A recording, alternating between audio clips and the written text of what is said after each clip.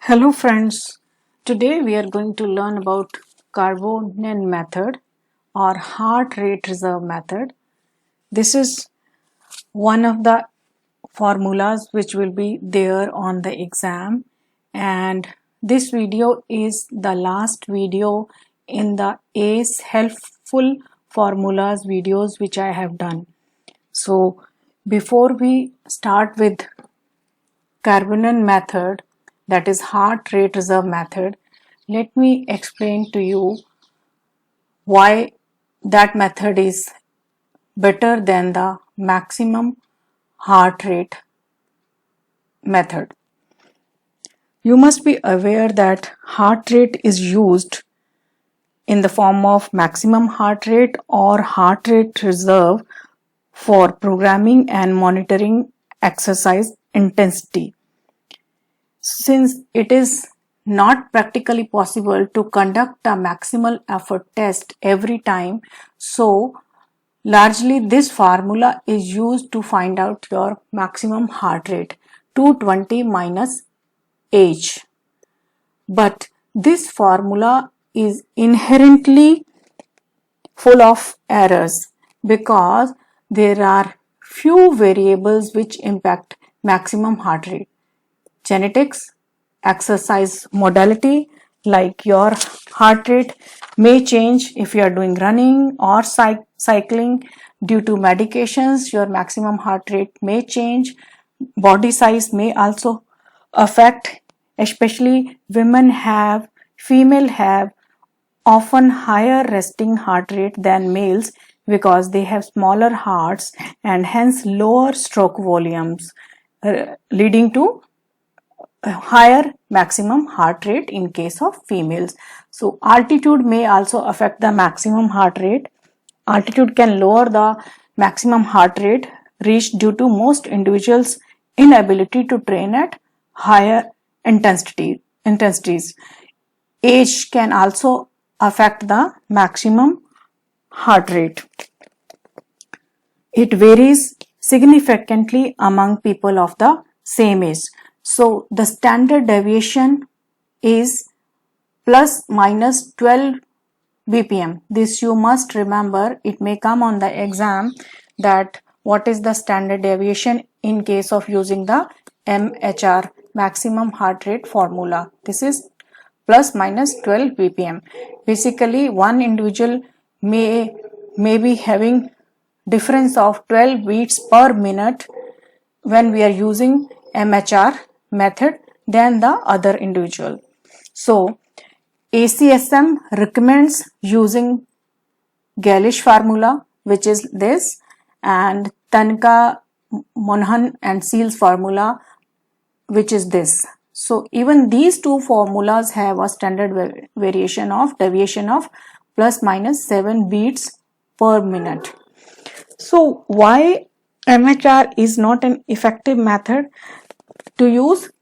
These are the main reasons. Apart from this, you will realize that if an individual is very young, his maximum heart rate may not ever reach. It may overestimate in case of young people. Like if a person is 25-year-old, his maximum heart rate will be 220 minus 25. This will come to 195. A young person of 25-year-old may never reach this maximum heart rate. So it may overestimate, and in case of old people, it may totally underestimate. Like a 60-year-old person, so in case of 60-year-old person, 220 minus 60, it will be 160. But that 60-year-old person can always exceed this number when he is training. So it may underestimate in an older person. So it is not very effective. And secondly, it is not taking into account RHR, resting heart rate. Resting heart rate. So the other method, Karvonen method, is taking resting heart rate into concentration. Now we will do the Karvonen method. It is called heart rate reserve method also. The formula is, first you will calculate target heart rate, which we will calculate by HRR, that is heart rate reserve multiplied by percentage of intensity plus resting heart rate. So this formula you must remember. We can easily remember it if we use the stepwise method. To calculate, first step is predicted MHR. This is done by the method which I told you, maximum heart rate, that is 220 minus age. You can use the other formulas also, Galish and Tanika, if it is given on the exam that you have to use those formulas. Otherwise you use the simple method of 220 minus age for predicting the maximum heart rate. Second step is to find out the heart rate reserve. So from predicted MHR, that is from this first step 1, I will deduct the resting heart rate. And in step 3, I will get target heart rate by multiplying HRR, that is heart rate reserve, with the intensity plus RHR. So first step is to calculate MHR. Then from MHR I will deduct resting heart rate, and when I get the figure of heart rate reserve, I will multiply it with the intensity and add back the RHR. That will become the target heart rate. Now let us consider one example. 34-year-old, his resting heart rate is 62 beats per minute and 75% of HRR. So what will be the target heart rate? So first step will be from we need to calculate predicted maximum heart rate. From 220 I will deduct the age, that is 34. It will be 186 beats per minute. Second step is from 186, that is from maximum heart rate, I will deduct the resting heart rate, which is 62 resting heart rate. So this will be 124 beats per minute. So my heart rate reserve comes to 124.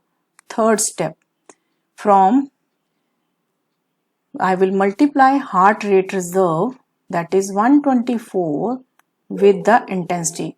The intensity is 72.5%. 72.5%. So this will be 0.75, and I will add back the resting heart rate, which is 62. So when we calculate, it comes to, I'm using the calculator right now. When I multiply 124 with 0.75, it comes to 93. 93 plus 62. It comes to 155 beats per minute. So now here you can see that with this heart rate reserve method, the beats, we can target the exercise intensity for that individual to 155 beats per minute. And if we were using the maximum heart rate method, the exercise intensity will be basically 186 beats per minute. So you can see the difference, that here the exercise intensity will be 186, but by using heart rate reserve method, his exercise intensity will be 155 beats per minute. And here you can expect another question on the exam, that how to calculate the resting heart rate.